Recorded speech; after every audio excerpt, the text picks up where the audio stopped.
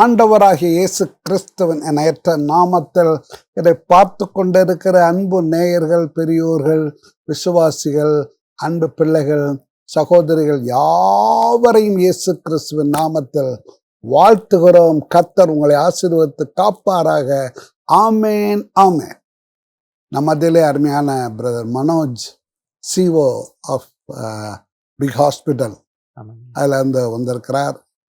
மிகுந்த சந்தோஷம். இதெல்லாம் பார்க்கறதற்கு மிக மிக ஆவலோடு காத்து கொண்டிருக்கிற என் அன்பு பிள்ளைகளே, கர்த்தர் உங்கள் ஒவ்வொருவரையும் இந்த கடைசி காலத்தில் அப்போஸ்தலர் 2:17 ஆசீர்வதிப்பாராக. என்ன 2:17 இருக்குன்னு கேட்குறீங்களா?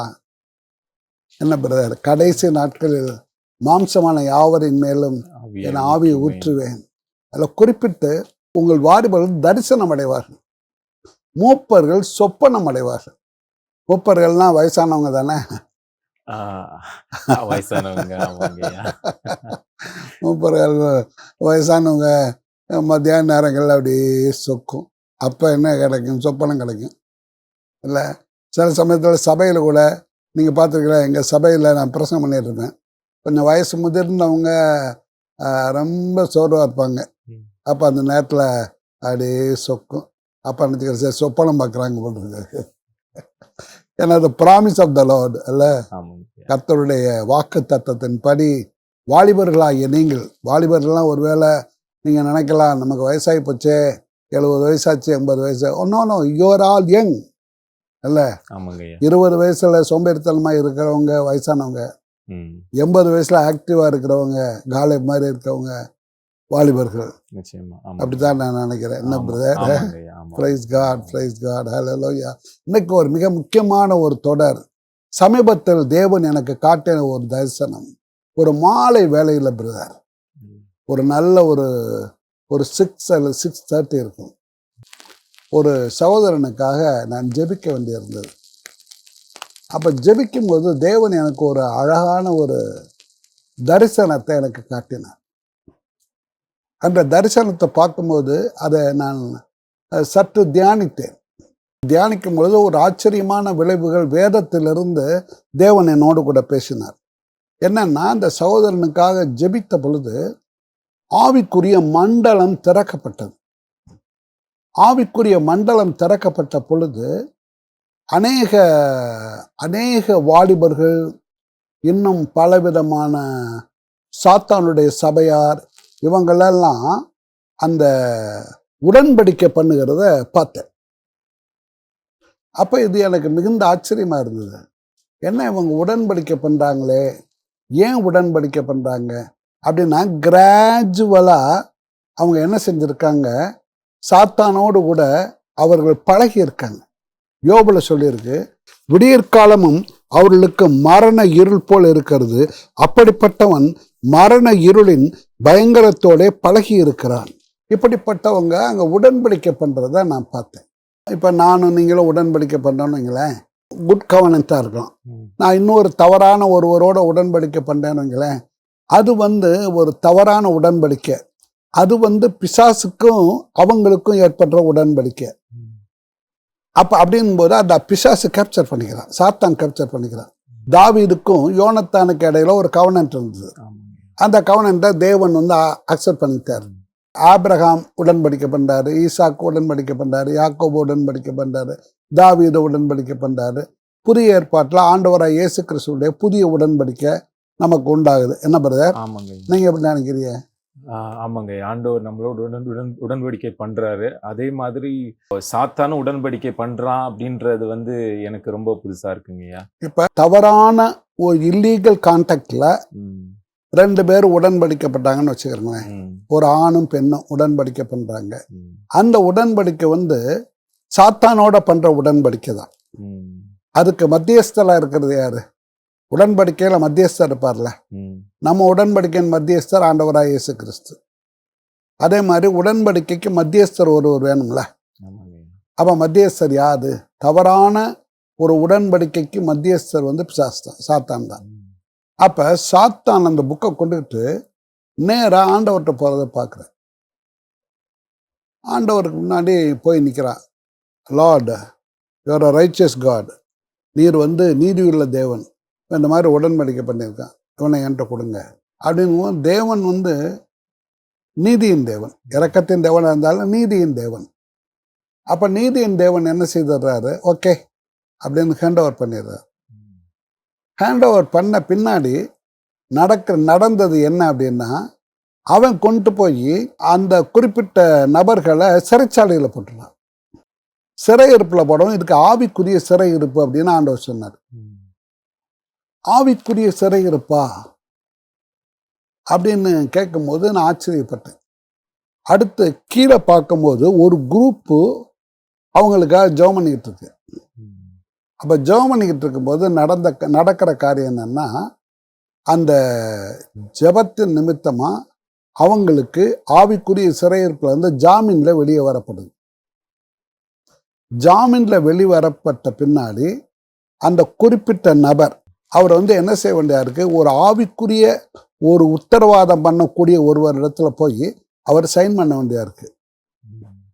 அதன் பின்பதாக அவங்கள தேவன் வெளியே கொண்டு வர்றாரு. இதை தேவன் எனக்கு ஆவிக்குரிய மண்டலத்தில் காட்டினார். இப்போ நான் கேட்டேன், ஆண்டவரே இதுக்கு வசனம் இருக்கா அப்படின்னு. இருக்கு மகனே. நான் உங்களுக்கு சொல்லுகிறேன், தன் சகோதரனை நியாயமில்லாமல் கோபித்துக் கொள்பவன் நியாய தீர்ப்புக்கு ஏதுவாயிருப்பான். தன் சகோதரனை வீணன் என்று சொல்லுகிறவன் ஆலோசனை சங்க தீர்ப்புக்கு ஏதுவாயிருப்பான். மூடனே என்று சொல்லுகிறவன் எரிநரகத்துக்கு ஏதுவாயிருப்பான். ஆகையால் நீ பலிபீடத்தினிடத்தில் உன் காணிக்கையை செலுத்த வந்து உன் பேரில் உன் சகோதரனுக்கு குறை உண்டென்று அங்கே நினைவு கூறுவாயாகில், அங்கே தானே பலிபீடத்தின் முன் உன் காணிக்கையை வைத்துவிட்டு போய் முன்பு உன் சகோதரனோடே ஒப்புரவாகி பின்பு வந்து உன் காணிக்கையை செலுத்து.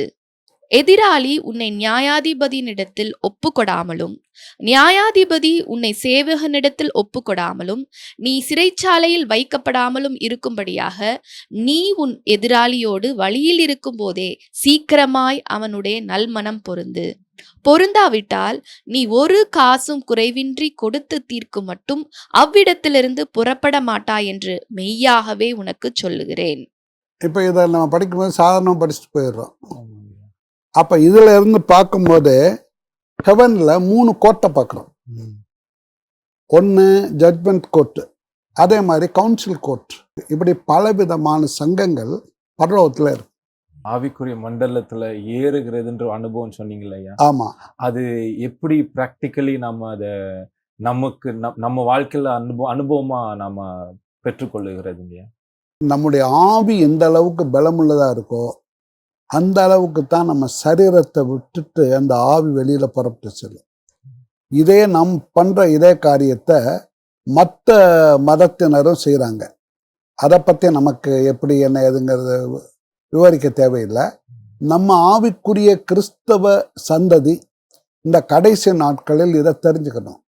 ஃபஸ்ட்டில் எடுத்த உடனே நம்முடைய ஆவியை ஸ்ட்ரெங்தன் பண்ணுவோம். ஆவியை ஸ்ட்ரெங்தன் பண்ணுறது எப்படின்னா, ஆவிக்குரிய போஷாக்கு கொடுக்கணும். முதல்ல ஆவிக்குரிய போஷாக்குனா முதல்ல வசனம். மனுஷன் அப்பத்தினால் மாத்திரமல்ல தேவனுடைய வாயிலிருந்து பிறக்கிற ஒவ்வொரு வார்த்தையினாலும் பிழைப்பான். பிழைப்பான்னா உயிரோட வாழ்வான். அதான் ஸ்ட்ரென்த்து கிடைக்குது. அதே மாதிரி பரிசுத்த ஆவியானவர் ஜீவ தண்ணீர்.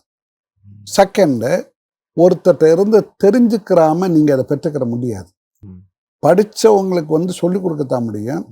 ஆனால் அனுபவம் மிக்கவர்களுக்கு அனுபவத்தை சொல்லிக் கொடுக்கவும் அதே ஆவியை டிரான்ஸ்ஃபர் பண்ணவும் முடியும்.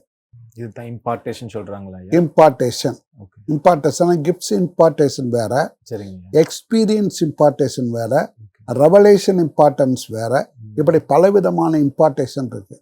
இதில் நீங்கள் கேட்குற இம்பார்ட்டேஷன் ஸ்பிரிட்ல எடுத்துக்கொள்ளப்படுகிற இம்பார்ட்டேஷன். ஸ்பிரிட்ல எடுத்துக்கொள்வது எப்படி அப்படின்னா, நீங்கள் நல்லா பியூர் ஆக்கிக்கணும். உங்களை எதில் பியூர் ஆக முடியும் பிரதர்? நம்ம சிந்தைகள்ல, நம்ம ஆத்மால, நம்ம செய்யற கிரியைகள்ல, ஆவியில 4 காரியங்கள்ல நம்ம பரிசுத்தப்பட முடியும். ஒன்று இயேசு கிறிஸ்துவின் இரத்தத்தினால நம்ம பரிசுத்தப்பட முடியும். 2வது இயேசு கிறிஸ்துவின் நாமத்தினால நம்ம பரிசுத்தமாக்கப்பட முடியும். 3வது பரிசுத்த ஆவியினால நம்ம பரிசுத்தமாக்கப்பட முடியும். 4வது தேவ வசனத்தினால நம்ம பரிசுத்தமாக்கப்பட முடியும். அப்போ மார்னிங் எந்திரிச்ச உடனே நம்ம வந்து தேவனுடைய வார்த்தை, இந்த வார்த்தையை நம்ம நல்லா தியானிக்கணும். வார்த்தையை நல்லா தியானிச்சுட்டு அடுத்து தேவனுடைய ப்ரைஸ் பண்ணுறது, ஆண்டவரை ப்ரைஸ் பண்ணணும், அப்புறம் ஒர்ஷிப் பண்ணணும், அதுக்கப்புறம் அந்நிய பாஷையில் ஜெபிக்கணும், அப்புறம் சப்ளிகேஷன் உங்களுடைய விண்ணப்பங்களை பண்ணணும். அதுக்கு அப்புறம் என்ன செய்யணும்னா நீங்கள் வெயிட் பண்ணணும். ஏசாயா 40:31 போட்டிருக்கு, கர்த்தருக்கு காத்திருக்கிறவர்கள் புது பலன் அடைந்து கழுகுகளைப் போல செட்டைகளை அடித்து அவர்கள் உயர எழும்புவார்கள், அவர்கள் ஓடினாலும் இளைப்படையார்கள், நடந்தாலும் சோர்ந்து போக மாட்டார். அப்போ ஸ்பிரிச்சுவல் வேர்ல்டில் ஓடலாம், நடக்கலாம். அப்போ அதுக்கு என்ன செய்யணுங்கிறது அதே வசனத்தில் இருக்குது. கர்த்தருக்கு காத்திரு, wait on the feet of the lord. கர்த்தருடைய சமூகத்தில் நீங்கள் என்ன செய்யணும், எல்லாம் பிரேயர் முடிச்சுட்டு காத்திருக்கணும். ஜெபத்தில் இருக்கும்போது நம்ம ஆவிக்குள்ளாகலாம். இதைத்தான் யோவான் வெளிப்படுத்தும் விசேஷத்தில் 1ஆம் அதிகாரத்தில் தெளிவாக சொல்கிறாரு, கர்த்தருடைய நாளில் நான் ஆவிக்குள்ளானேன். கர்த்தருடைய நாளில் ஆவிக்குள்ளாகிறாரு. இதே காரியத்தை அவர் 4ஆம் அதிகாரத்தில் பாருங்க. இவைகளுக்கு பின்பு இதோ பரலோகத்தில் திறக்கப்பட்டிருந்த ஒரு வாசலை கண்டேன். முன்னே எக்கால சத்தம் போல் என்னுடனே பேச நான் கேட்டிருந்த சத்தமானது, இங்கே ஏறி வா, இவைகளுக்கு பின்பு சம்பவிக்க வேண்டியவைகளை உனக்கு காண்பிப்பேன் என்று விளம்பினது. உடனே ஆவிக்குள்ளானேன். அப்பொழுது இதோ வானத்தில் ஒரு சிங்காசனம் வைக்கப்பட்டிருந்தது, அந்த சிங்காசனத்தின் மேல் ஒருவர் வீற்றிருந்தார். ஆவிக்குள்ளாகிறதுக்கு நம்ம ஆவியில பலம் அவசியம். நம்ம வெயிட் பண்ணும்போது ஆட்டோமேட்டிக்காக என்ன ஆகும்னா, நம்மளை விட்டு நம்முடைய ஆவி வெளியில் வர்றதுக்கு முயற்சி பண்ணும் ஃபஸ்ட்டில். இப்போ இந்த ஃபிசிக்கல் சரீரமாகிய கூட்டுக்குள்ளே இந்த ஆவி இருக்குது. இது உங்களுக்கு நல்லா விளங்கும்னு நினைக்கிறேன். நம்ம தெரித்துவ மனிதன் தான். ஆவி, ஆத்மா, சரீரம், நமக்குள்ளே இருக்கிறது ஆவி. இந்த ஆவி நல்லா பலப்பட்ட பின்னாடி ஜெபிக்கும்போது தேவன் நமக்கு வெளியில் நிற்பார். அப்போ அவர் வான்னு கூப்பிடுவார். அப்போ கூப்பிடும்போது பரிசுத்த ஆவியானவர் ஆமேன் அப்படிம்பாரு. நமக்கு அருகாமையில் 2 தேவதூதர்கள் நிற்பாங்க. அப்போ அந்த நேரத்தில் நம்முடைய ஆவி வெளியில் வர்றதுக்கு முயற்சி பண்ணும். நம்ம சரீரம் என்ன செய்யாது, விடாது, வெளியில் வர விடாது. ஏன்னா நம்ம சரீரம் நல்லா பலனாக இருக்கல, ஐயோ அது வெளியில் போயிடுச்சுன்னா போச்சு. ஏன்னா வேதத்தில் முப்பிரி நூல் சீக்கிரமாய் அறாது. அது நம்ம 3 டையாக கெட்டி இருக்கிறதுனால அறாது. அப்போ இது வெளியில் வர முயற்சி பண்ணும், மாம்சம் இழுக்கும். இப்படியே இருக்கும்போது மாம்சம் கடைசியில் தோற்று போயிடுச்சுன்னா ஆவி வெளியில் வந்துடும். ஆவி வெளியில் வரும்போது ஆவிக்குள்ளாகுதல். எப்படி எடுத்துக்கலாம்னா, ஒரு தாய் ஒரு பிரசவிக்கும் போது ஒரு குழந்தையை பெற்றெடுக்க எவ்வளோ கஷ்டப்படுறா. எப்படி அது வருது, யூட்ரஸில் இருந்து அது வருது. யூட்ரஸ் ஓப்பன் ஆகுது, ஓப்பன் ஆன பின்னாடி அப்புறம் அந்த எலும்புகள்லாம் விரிவடையுது. விரிவடைஞ்ச பின்னாடி அதுக்கு வேண்டியது எதெல்லாம் ஓப்பன் ஆகணுமோ அதெல்லாம் ஓப்பன் ஆகுது. ஓப்பன் ஆன பின்னாடி அந்த குழந்தை வெளியில் வர்றதுக்கு எவ்வளோ முயற்சி பண்ணுது, தாய் எவ்வளோ முயற்சி பண்ணுறா. ரெண்டுக்குமே இது இருக்குது. அதனால தான் பவுல் சொல்றாரு, மாம்சம் ஆவிக்கு விரோதமாகவும் ஆவி மாம்சத்துக்கு விரோதமாகவும் போராடுகிறது என்ன அப்படின்னு. அது குழந்தை பெற்றெடுக்கிற அனுபவம் தான் இது. என்னுடைய முதல் அனுபவத்தில் என்னை விட்டு, என்னுடைய சரீரத்தை விட்டு என்னுடைய ஆவி வெளியில் எடுக்க மிக மிக போராட்டமாக இருந்தது. பிரசவம் மாதிரி தான். அப்போ எனக்குலாம் நான் மூடி இருக்கு கதவு, நான் என்னுடைய ரூமில் இருக்கிறேன் ப்ரேயரில். அப்போ என்னுடைய சரீரத்தை விட்டு என் ஆவி வெளியில் வர முயற்சி பண்ணுது.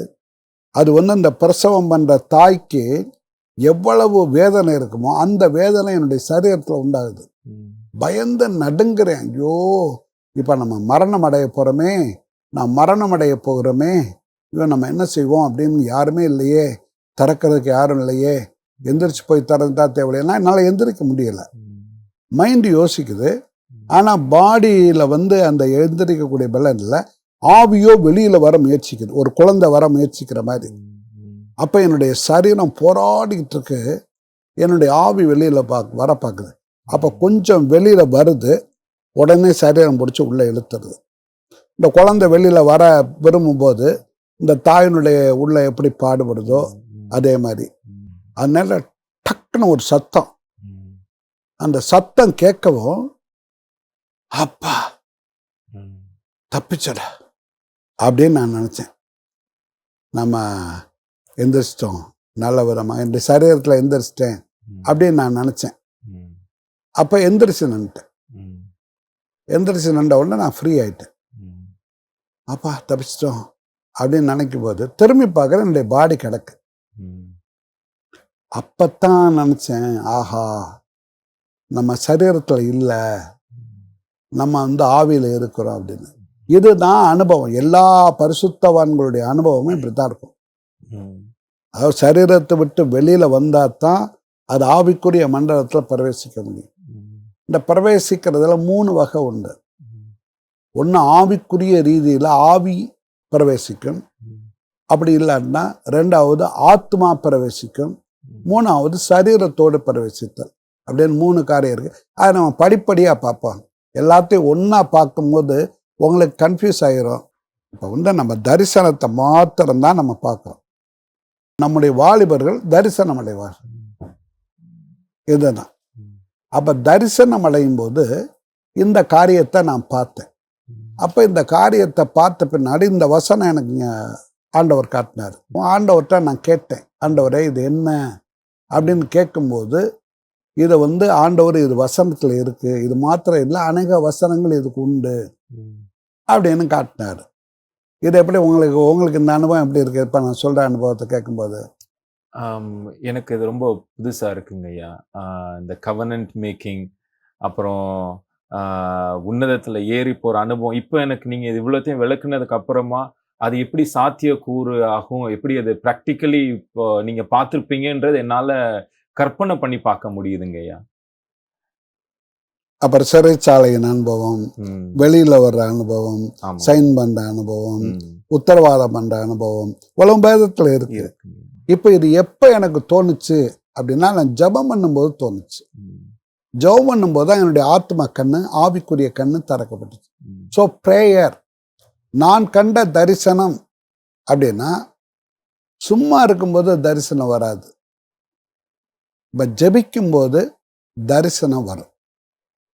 அனனியா அப்படிங்கிற ஒரு மனிதனை குறித்து நாம் அப்போஸ்தலரில் பார்க்குறோம். அப்போஸ்தலர் 9:11 வாசிக்க கேட்போம். அப்பொழுது கர்த்தர், நீ எழுந்து நேர்த்தெருவு என்னப்பட்ட தெருவுக்கு போய் யூதாவின் வீட்டிலே தர்சு பட்டணத்தானாகிய சவுல் என்னும் பேருள்ள ஒருவனை தேடு, அவன் இப்பொழுது ஜெபம் பண்ணுகிறான். அவன் இப்பொழுது ஜெபம் பண்ணுகிறான்.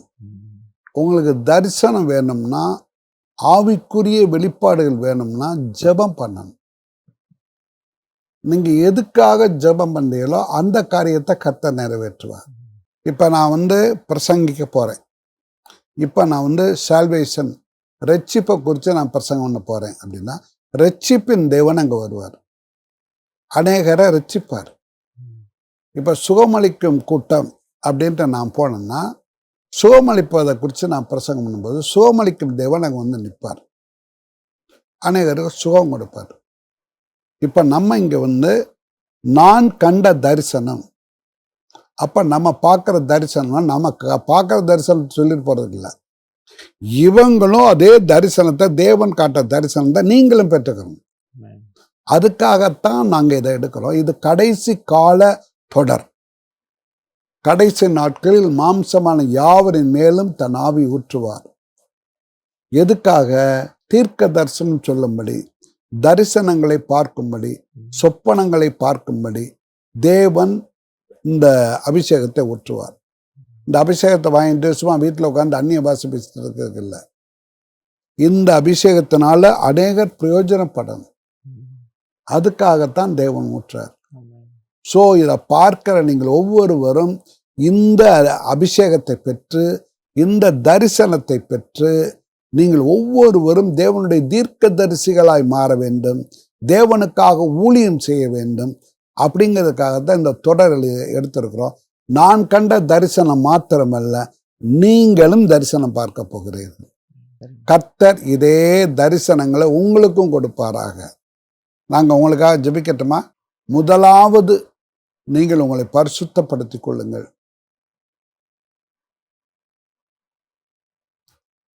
பரிசுத்த பிதாவே, உமக்கு ஸ்தோத்திரம். உங்களுடைய பிள்ளைகளுடைய குற்றம் குறைகளை கழுவீராக.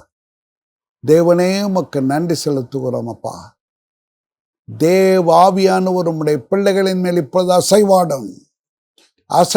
ஒவ்வொருவருடைய கண்களும் திறக்கப்படுவதாக. கடைசி நாட்களில் மாம்சமான யாவரின் மேலும் என் ஆவி ஊற்றுவேன் என்று சொன்னீரப்பா. இப்பொழுது ஊற்றுவீராக. ஆவிக்குரிய கண்கள் திறக்கப்படுவதாக. ஆவிக்குரிய கண்கள் திறக்கப்படுவதாக. நீ சொன்னீரே அப்பா, மத்தேயு 5:8 சொன்னீரே, இருதயத்தில் சுத்தமுள்ளவர்கள் பாக்கியவான்கள், ஏனெனில் அவர்கள் தேவனை தரிசிப்பார்கள்.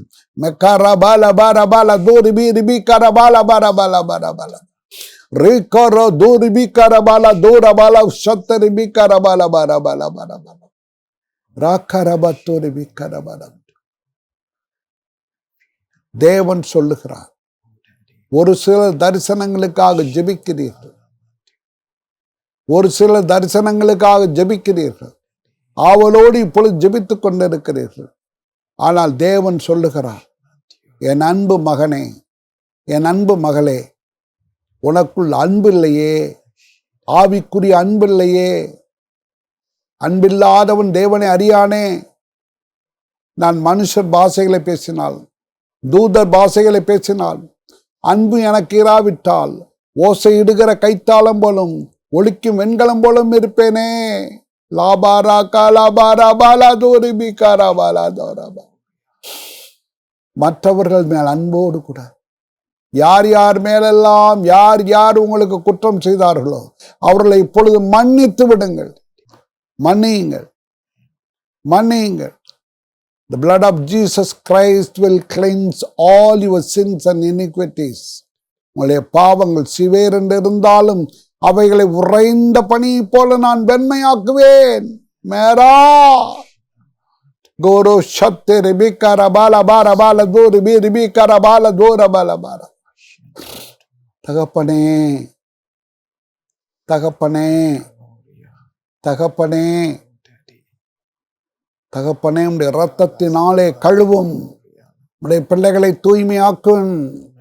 பிள்ளைகளை தூய்மையாக்கும். அநேகரை தூய்மையாக்கி கொண்டிருக்கிறீர், பரிசுத்தமாக்கி கொண்டிருக்கிறீர். அதற்காக ஸ்தோத்திரம். இஷாரா கார பால தூர பீரி பீகார பால தூர. இயேசு கிறிஸ்து எனும் நாமத்தில் வேண்டிக் கொள்ளுகிறோம் எங்கள் அருமை பிதாவே. ஆமென், ஆமென். என் அன்பு பிள்ளைகளே, தேவனாகிய கர்த்தர் நம்மோடு கூட பேசி இருக்கிறார். அதற்காய் ஸ்தோத்திரம். நீங்கள் ஒவ்வொருவரும் தேவனுடைய புத்திரராய் இருக்கிறீர்கள். நீங்கள் you are not an ordinary people, you are all special people. God is pleasing. தேவன் உங்கள் மேல் பிரியமாய் இருக்கிறார், உங்களை ஆசீர்வதிக்கிறார். கர்த்தர் உங்களை ஆசீர்வதிப்பாராக. அடுத்த தொடரில் அடுத்த வாரம் உங்களை நாங்கள் சந்திக்கிறோம்.